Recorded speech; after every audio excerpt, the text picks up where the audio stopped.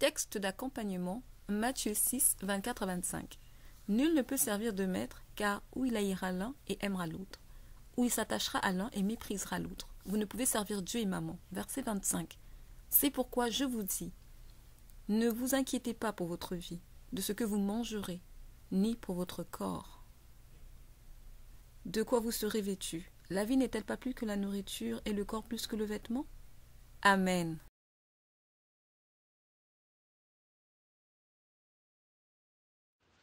Alléluia. Shalom Église, shalom ma sœur Cédric, ma bien-aimée sœur dans la foi en Jésus-Christ. Que toute la gloire revienne à notre Dieu Tout-Puissant qui a créé les cieux et la terre. Alors aujourd'hui, nous poursuivons sur le thème de la foi. Donc, nous sommes sur l'étude de la foi basée sur le verset de Hébreux 10, 38 avec comme verset d'accompagnement Matthieu chapitre 6, verset 24 à 34. Et le verset parallèle à celui d'Hébreux, c'est Éphésiens chapitre 2, verset 8 à 9. Amen. Donc, pour entrer de nouveau dans cette étude que nous avons commencée la semaine dernière, donc c'est une suite, nous poursuivons. Nous allons lire le passage de Hébreux chapitre 10 au verset 38, pardon. Donc, je vous invite à prendre vos Bibles, de quoi noter, un carnet de notes pour pouvoir noter tout ce que l'Esprit vous mettra à cœur et surtout stabiloter les passages bibliques pour pouvoir les relire par la suite. Alléluia, que Dieu soit glorifié. Donc, je lis dans le nom tout-puissant de Jésus-Christ, Hébreux chapitre 10, verset 38. Et mon juste vivra par la foi, mais s'il se retire, mon âme ne prend pas plaisir en lui. Amen. Il est bon pour tout enfant de Dieu de vivre par la foi, de marcher par la foi. Pourquoi? Parce que nous sommes le fruit du choix de Dieu. Nous sommes devenus enfants de Dieu, non pas selon la chair ou par le sang, mais cela est le résultat de la volonté de Dieu. Nous pouvons le lire, hein, c'est dans chapitre Jean, on va aller dans Jean. Chapitre 1er, Jean chapitre 1er, au verset 12, si je ne me trompe pas.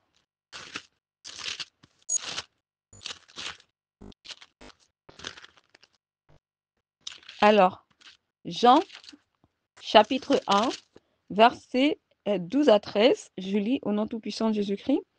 Et tous ceux qui l'ont reçu, à ceux qui croient en son nom, elle a donné le pouvoir de devenir enfants de Dieu, lesquels sont nés non du sang, ni de la volonté de la chair, ni de la volonté de l'homme, mais de Dieu. Nous sommes enfants de Dieu, pas parce que nous l'avons choisi. Non, c'est parce que c'était la volonté de Dieu que nous puissions être ses enfants, que nous puissions être choisis, que nous puissions être appelés afin de pouvoir le servir. Alléluia. Et si nous sommes appelés de Dieu, cela veut dire que nous devons marcher par la foi parce que Dieu est invisible. Nous devons marcher par la foi pour croire en sa parole, pour croire en ses promesses. Alléluia. Merci Seigneur pour ta grâce imméritée dans nos vies. Alors, aujourd'hui, nous poursuivons dans cette étude qui est la foi. La foi nous touche à tous. Nous avons tous besoin d'avoir une foi active pour suivre le Seigneur Jésus-Christ. Nous avons tous besoin de vivre et de marcher par la foi. Parce que Dieu crée à partir de l'invisible. Quand je dis Dieu crée à partir de l'invisible, il crée à partir de sa parole, la parole de Dieu. Si on va dans les psaumes 12, psaume 12, je tiens juste à préciser, bien-aimés dans la foi en Jésus-Christ, si vous entendez par moments des petits bruits, je vais juste vous laisser savoir que j'ai à côté de moi un bébé qui a à peine 3 mois. Donc voilà, il partage la parole avec nous aussi. Hein. C'est l'invité du Seigneur. Il s'appelle Isaac. Alléluia. Et gloire à Dieu. Donc, nous allons lire le psaume chapitre 12 à partir du verset 7. Je lis dans le nom tout-puissant de Jésus-Christ. Les paroles de l'Éternel sont des paroles pures, un argent éprouvé sur terre au creuset et 7 fois épuré. Alléluia. Les paroles de l'Éternel sont des paroles pures. Et c'est pourquoi il faut croire en la parole, parce que les paroles de l'Éternel sont des paroles pures. Nous ne pouvons pas comparer nos paroles, nos propres mots, à la parole du Seigneur. La parole du Seigneur a plus de poids que nos paroles, que nos propos, que nos opinions, que nos raisonnements. Parce que la parole de l'Éternel, elle est pure. Amen. Et si nous allons encore dans Ésaïe au chapitre 55, Ésaïe chapitre 55, à partir du verset 10, je lis dans le nom tout-puissant de Jésus-Christ. Comme la pluie et la neige descendent des cieux, il n'y retourne pas, sans avoir arrosé, fécondé la terre et fait germer les plantes, sans avoir donné de la semence au semeur et du pain à celui qui mange. Verset 11. Ainsi en est-il de ma parole qui sort de ma bouche. Elle ne retourne point à moi sans effet, sans avoir exécuté ma volonté et accompli mes desseins. Alléluia. Une fois que la parole du Seigneur est sortie de sa bouche, elle ne peut pas revenir à lui sans qu'elle n'ait accompli un effet. Si sa parole sort, c'est pour agir. Si sa parole sort, c'est pour qu'elle soit manifeste. C'est pourquoi la Bible nous dit que tout ce que Dieu a créé a un but. Dieu ne fait rien inutilement. Tout ce que Dieu fait a un but. Lorsqu'il parle, il y a un but. Lorsqu'il donne des avertissements, c'est pour un but. Lorsqu'il bénit, c'est pour un but. Lorsqu'il châtie son peuple, c'est pour un but. Il a dit, je châtie celui que j'aime. Amen. Parce qu'il t'aime, il ne veut pas te perdre. Parce qu'il t'aime, il t'avertit. Et parce qu'il t'aime, il te châtie si tu ne l'écoutes pas et que tu ne lui obéisses pas. Alléluia. Gloire soit rendue à l'Éternel. On poursuit. Donc, bien-aimés,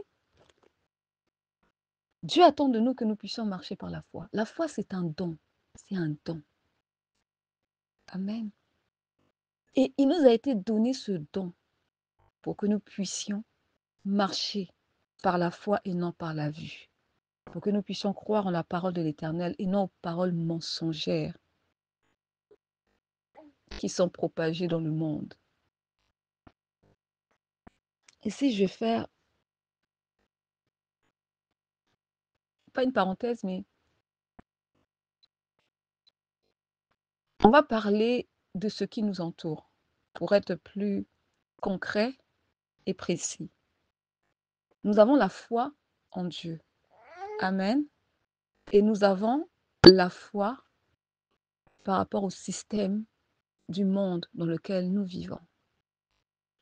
Le système dans lequel nous vivons nous propose, le monde dans lequel nous vivons nous propose plusieurs systèmes. Nous avons la police judiciaire, nous avons la justice, nous avons l'éducation, nous avons la science, nous avons la recherche, nous avons la technologie, nous avons le monde du travail.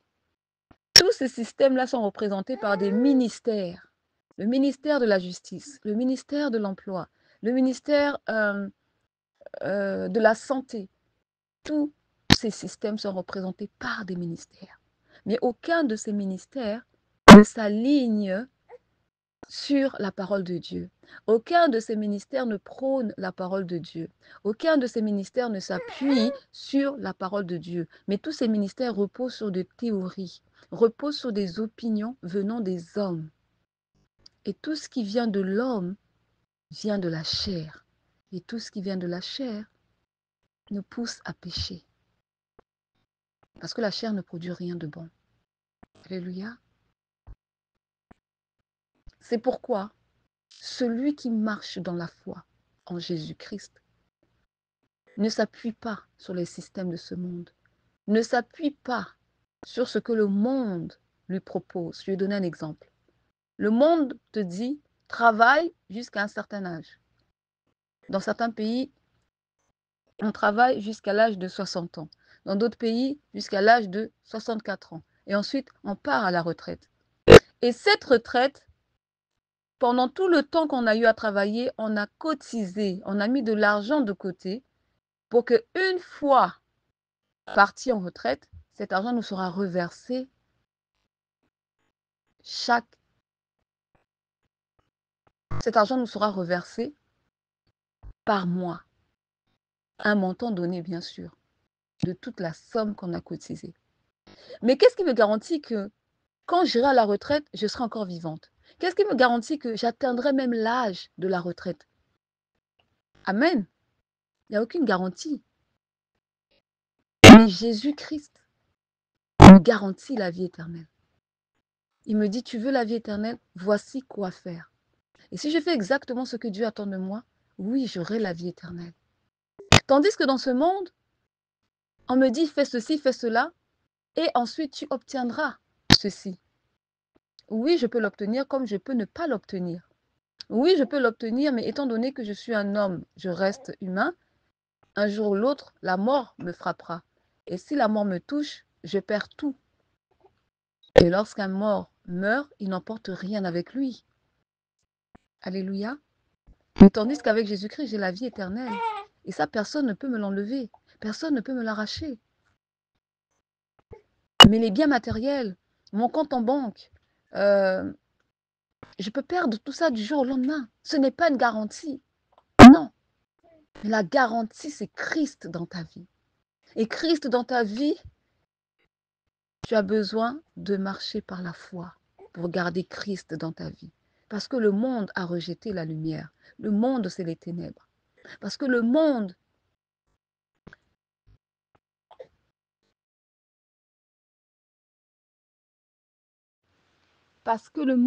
est gouverné par Satan. Qui est Satan? C'est le père du mensonge. Amen. Le monde est rempli de mensonges. Le monde est rempli de corruption. Le monde est rempli de tromperie. Le monde est rempli de séduction.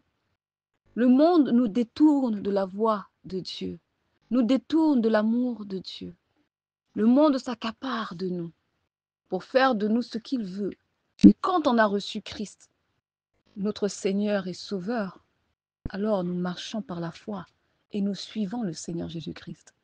Quand on a reçu Christ, nous ne nous conformons plus au siècle présent, mais nous nous laissons transformer par le Saint-Esprit. Quand on a reçu Christ, nous portons notre croix chaque jour et nous renonçons à nous-mêmes, nous renonçons à la vie de péché, à la vie de débauche, à la convoitise du monde, pour mener une vie de piété, une vie de justice, de droiture, marcher dans l'amour de Christ. Alléluia. Bien-aimés, sans la foi, nous ne plaisons pas à Dieu. Car tout ce que nous voulons obtenir de la part du Seigneur nécessite d'avoir la foi. Amen. Abraham a suivi Dieu par la foi. Abraham n'a jamais vu Dieu. Dieu s'est révélé à lui.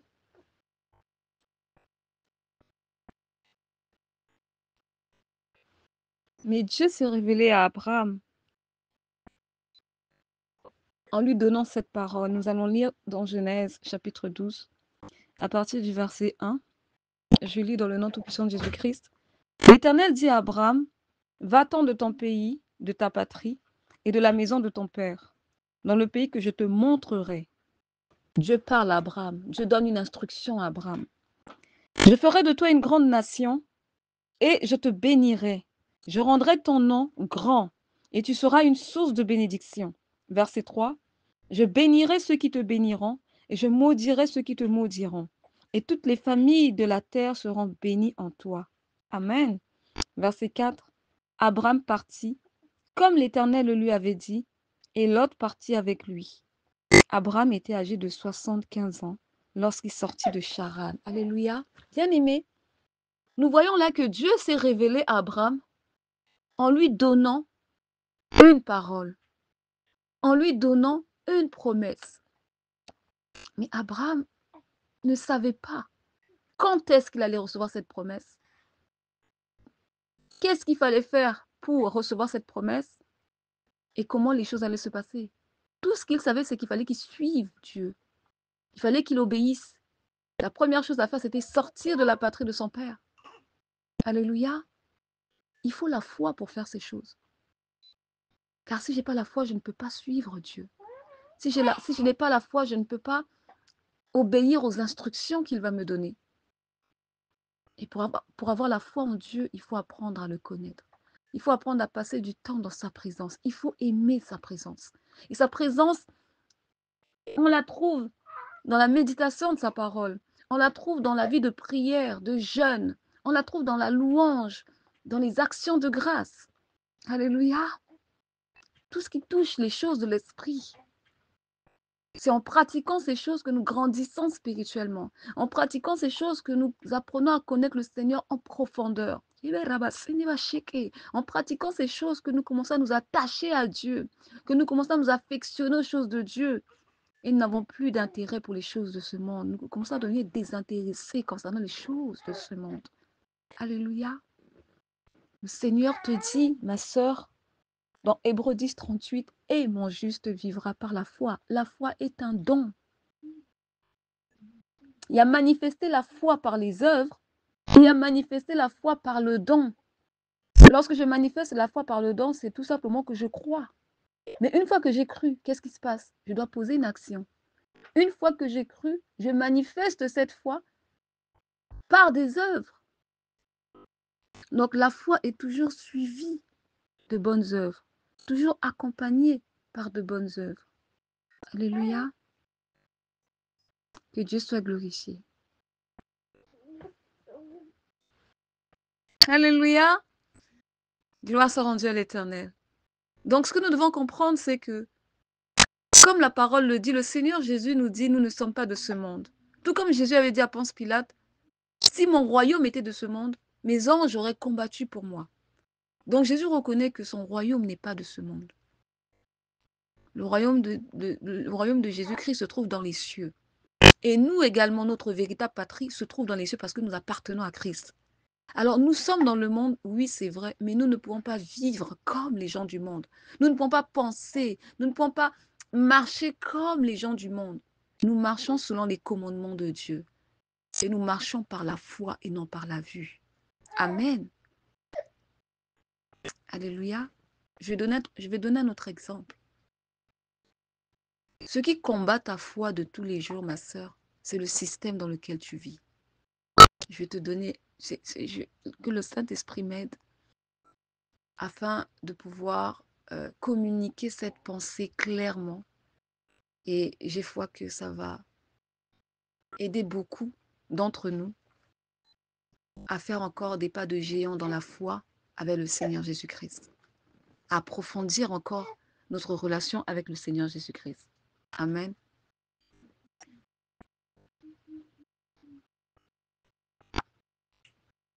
Nous sommes des enfants de Dieu et nous vivons dans un monde qui est gouverné par Satan. Dans ce monde, il y a des lois. Je vais te donner un exemple.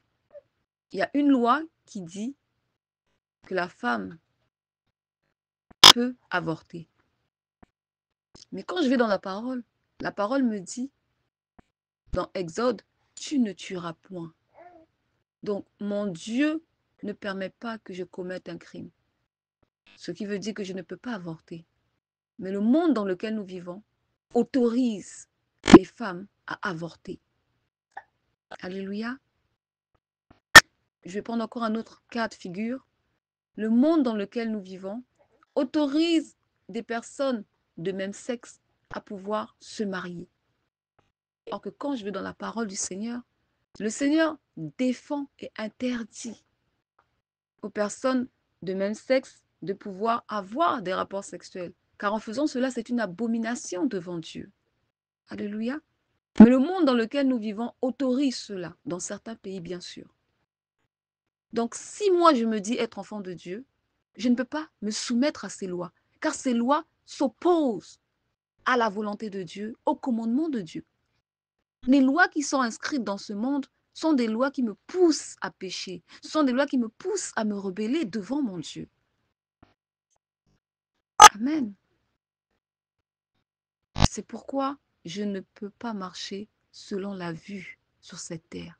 Car si je marchais juste avec ma vue me fait lire énormément beaucoup de choses. Mais est-ce que tout ce que je lis glorifie Dieu?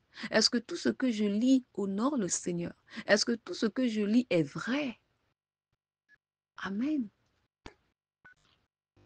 C'est pourquoi il faut toujours se laisser guider par le Saint-Esprit. Marcher selon l'Esprit Saint.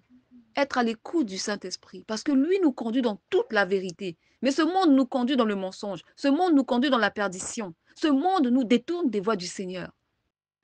Alléluia. C'est pourquoi nous devons garder la foi en notre Dieu. Nous devons croire que notre Dieu est celui-là qui viendra à notre secours quand le danger se présentera. Nous devons croire que notre Dieu agira en notre faveur tant que nous garderons le silence et nous nous attendrons à lui. Amen. Je vais donner un exemple qui est le mien. Alors, il fut un temps où j'avais arrêté de travailler pour des raisons particulières que pour l'instant je n'énoncerai pas, mais au temps de Dieu, je crois que je ferai un témoignage par rapport à cela. Donc, je ne travaillais pas.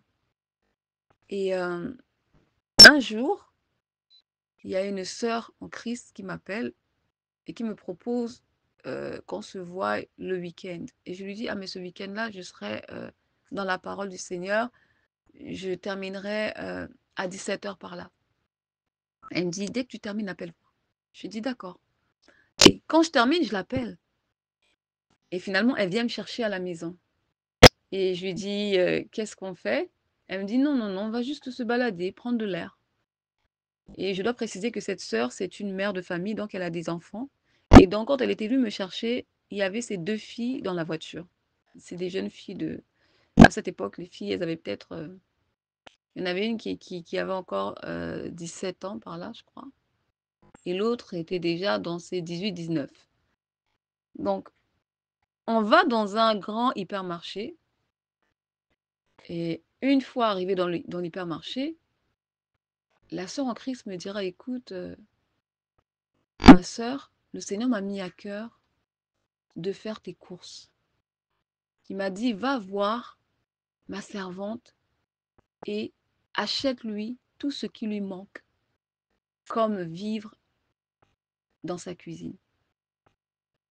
J'étais choquée. Je ne m'attendais pas à ça. Et là, tout de suite, j'ai pensé au fait à ces vidéos qui défilent dans des reels sur Facebook, des vidéos, des capsules vidéo qui défilent des fois dans des shorts YouTube, où on montre une personne qui emmène au fait un pauvre dans un supermarché et qui lui dit, vas-y, choisis ce que tu veux. Et cette fois-ci, c'est à moi qu'on faisait ça.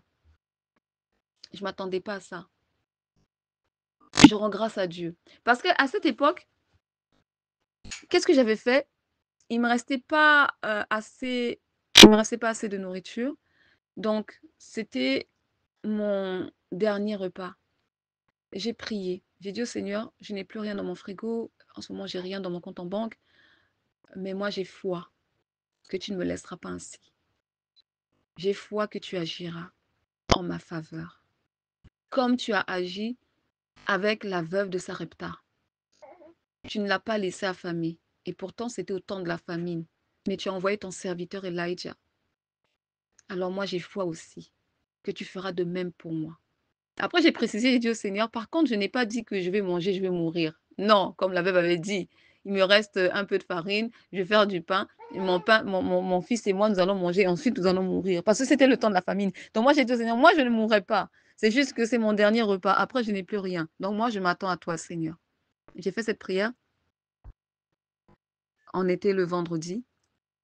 Et le dimanche, j'ai fait cette prière, on était le vendredi, et le samedi, le lendemain, elle m'appelle pour prendre rendez-vous avec moi le dimanche à 17h, donc après le culte de prière, le partage de la parole. Et on a fait des courses. Au début, j'étais gênée, hein. Elle me dit: «Non, mais ne te gêne pas, prends ce que tu as l'habitude d'acheter, ne prends pas des choses moins chères, prends vraiment ce que tu as l'habitude d'acheter, fais tes courses. Moi, je suis là, je dois accomplir la mission que Dieu m'a confiée.» Et c'est là maintenant, j'ai pris mon courage et puis j'ai commencé à prendre véritablement ce que j'avais l'habitude d'acheter chez moi à la maison. Et quand on arrive à la caisse, la facture de tous les achats avait coûté 300 quelque chose dollars. Donc, c'est pour dire que quand on marche par la foi, il ne faut pas chercher à avoir des plans B, plans C. La première chose, c'est prier, se tourner vers le Seigneur, parce que nous appartenons à Jésus-Christ. Un enfant, quand il a faim, il se tourne vers soit de son père, soit de sa mère, parce qu'il sait qu'il n'y a que ces deux-là qui le nourrissent. Il ne va pas aller toquer chez le voisin. Donc nous aussi, quand on a un problème, on a une préoccupation, on a un souci, on se tourne vers le Seigneur, on lui ouvre notre cœur et on lui parle, dans l'espoir qu'il agira, en ayant la foi qu'il se manifestera et qu'il agira en notre faveur. Amen. Et quand on prend l'habitude comment faire, quand on prend l'habitude de pouvoir agir ainsi, cela deviendra maintenant un mécanisme en nous. On ne sera plus celle-là on ne sera plus celle-là qui avant prenait son téléphone pour dire: ah mais tu sais, j'ai besoin de ça, ah mais tu sais, il me manque ceci. Mais la première chose à faire, c'est: Seigneur, voici ce qui se passe. Seigneur, qu'est-ce qu'on fait maintenant? Seigneur. Et Dieu, il aime ça. Parce que quand on fait ça, ça montre et ça prouve à Dieu qu'on a la foi en lui. En fait, ça montre notre considération et l'amour que nous avons envers lui. Amen. Imaginez une épouse dans la maison, il n'y a presque plus rien à manger. Au lieu de parler à son mari, elle va appeler les amis de son mari. Mais comment son mari va prendre ça? Il ne sera pas content du tout. Il ne va pas apprécier. Non. Il y a un problème, tu parles à ton mari. Parce que c'est ton mari. Ce n'est pas ton voisin, là. Ce n'est pas un étranger, mais c'est ton mari. Et si le mari dit que franchement, il ne peut rien faire, à vous deux de trouver une solution en allant consulter le Seigneur. Alléluia. D'où l'importance d'avoir des cultes de prière familiales. D'où l'importance pour un couple de prier ensemble, de cultiver ensemble leur vie de prière. Que Dieu soit glorifié. Seigneur, je te dis merci et nous te disons merci pour ce partage de la parole, pour cette étude sur la foi, parce qu'effectivement, la foi n'a rien à voir avec le fait qu'on soit appelé au ministère avec comme appel prophète, appel évêque, appel de pasteur. Non, la foi, ça concerne tout le monde, tout enfant de Dieu, que tu sois ouvrier, que tu sois pasteur, que tu sois un simple fidèle, que tu sois juste celui-là qui fait l'accueil dans une église, dans une assemblée. La foi nous concerne tous. Il y a des gens qui ont plus de foi que d'autres. Mais le Seigneur nous dit dans la parole que celui qui a une foi petite comme un grain de sénévé, s'il parle à cette montagne, il lui dit: montagne, ôte-toi, cette montagne va sauter. Amen. Ce n'est pas une question d'avoir une grande foi. Le peu de foi déjà que tu as, est-ce que tu le manifestes? Le peu de foi que nous avons, est-ce que nous l'exerçons? Avant de chercher toujours grand, grand et plus, le peu que nous avons déjà, qu'est-ce que nous en faisons? Alléluia. Parce que c'est avec le peu que Dieu augmente. Prenons la parabole des 5 talents, des talents dans le chapitre, prenons l'exemple de la parabole des talents dans le chapitre de Matthieu 25. On nous dit très bien clairement qu'on a confié 5 talents à cette personne et il a fructifié les 5 et il en a eu maintenant 10. Donc, ce que Dieu met en nous, nous devons le fructifier, nous devons le développer, nous devons le faire grandir. Et quand Dieu voit que nous prenons bien soin de ce qu'il met entre nos mains, il augmente encore. On n'a même pas besoin de prier pour dire: Seigneur, donne-moi le don de prophétie, donne-moi ce don. Non, le Seigneur voit que déjà le peu de dons qu'il t'a donné, tu exerces ce don avec amour, avec joie, avec empressement. Et il voit que quand tu l'exerces, ça porte du fruit. Mais le Seigneur va augmenter, le Seigneur va ajouter. Alléluia. Ayons confiance en Dieu. Ayons la foi en Dieu et faisons ce que Dieu attend de nous. Et nous verrons nous obtiendrons de très bons résultats. Amen. La foi ne peut pas aller avec le doute. Non, ça ne marche pas. La foi ne peut pas aller avec des hésitations. Ça ne marche pas. La foi ne consulte pas le frère X, la sœur X. La foi, c'est toi et Dieu. Amen.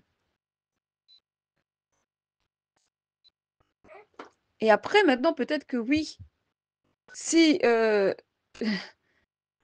j'ai des doutes ou je ne suis pas vraiment à l'aise, je peux aller consulter un frère ou une sœur et demander à cette frère de me soutenir, demander à ce frère ou à cette sœur de me soutenir dans la prière par rapport à tel sujet, telle épreuve, tel problème que j'ai actuellement. Parce que la Bible aussi dit que deux valent mieux qu'un. Alléluia. Mais il y aura certaines épreuves qui nécessiteront que je puisse avoir foi toute seule. Il y a d'autres épreuves où la foi peut être collective. Mais le plus souvent, notre foi, c'est entre nous et Dieu. C'est tout. Alléluia. Que Dieu soit glorifié. On va s'arrêter là pour l'instant. Et nous allons poursuivre l'étude de la foi. C'est une étude qui peut-être va prendre du temps. Le plus important, ce n'est pas qu'elle prenne du temps, mais le plus important, c'est que nous puissions recevoir du Seigneur la pensée qu'il veut nous communiquer, parce que Dieu veut que nous puissions marcher par la foi. Dieu veut que nous puissions avoir une foi inébranlable. Dieu veut que nous puissions avoir une foi ferme, que même lorsqu'on viendra pour nous déstabiliser, nous allons tenir ferme, nous ne lâcherons pas prise et nous n'abandonnerons pas. Alléluia. Dans les temps de la fin où nous sommes, nous devons marcher par la foi. Il y a beaucoup de loups ravisseurs. Il y a beaucoup de séducteurs. Il y a beaucoup de faux oins qui sont en train comment dire, de déformer la parole du Christ et qui sont en train d'égarer nos bien-aimés sœurs et frères dans la foi qui sont mal affermis. Et d'autres encore sont égarés. Pourquoi? Parce que leur chair, les plaisirs de leur chair les poussent à rechercher le gain, à rechercher la facilité, à rechercher ce qui plaît à la chair et non ce qui nourrit l'esprit, et non ce qui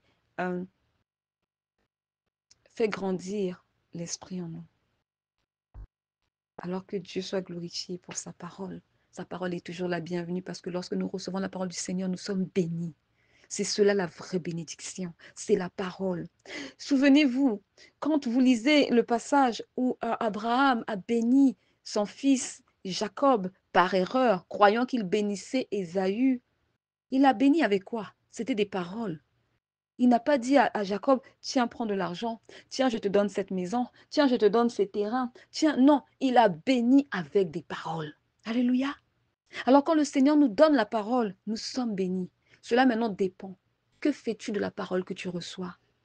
Est-ce que tu cours avec cette parole pour la mettre en pratique? Ou est-ce que tu gardes cette parole, tu dors avec cette parole et tu n'agis pas, tu ne fais rien? Faisons très attention. Parce que Matthieu 25, verset 30 nous dit ceci. Nous allons lire. Nous sommes dans la parabole des talents. Que Dieu soit glorifié. L'Éternel est bon, hein? L'Éternel est merveilleux. Il nous parle aujourd'hui. Matthieu 25, verset 30. Je lis dans le nom tout-puissant de Jésus-Christ. Et le serviteur inutile, jetez-le dans les ténèbres du dehors, où il y aura des pleurs et des grincements de dents. Amen. Lorsque nous sommes inutiles devant le Seigneur, nous serons jetés, bien-aimés. Lorsque nous sommes inutiles devant le Seigneur, nous serons jetés dans le lac de feu. Dieu nous a donné des dons, nous devons nous en servir. Et le tout premier don, c'est la foi. Manifestons la foi en Jésus-Christ. Amen. Le système du monde disparaîtra. Le système du monde est faillible. Le système du monde est périssable. Il n'y a aucune garantie dans ce système. Il est obsolète. Mais la parole du Seigneur, il est écrit dans 1 Jean, chapitre 2, verset 17. Le monde passe, la convoitise passe, mais celui qui fait la volonté de Dieu demeure éternellement. Le premier de la classe, là, qui est tout le temps premier, qui a à la fin un diplôme, ne sera pas éternel. Il ne sera jamais éternel. Et même des fois, malgré ses diplômes, il ne trouvera peut-être même pas un emploi qui lui permettra de bien gagner sa vie. Alléluia. Il n'y a aucune garantie ici-bas sur terre. La garantie, l'assurance, la protection, le secours, c'est Jésus-Christ. Marchons par la foi, bien-aimés, et non par la vue. Que Dieu soit glorifié.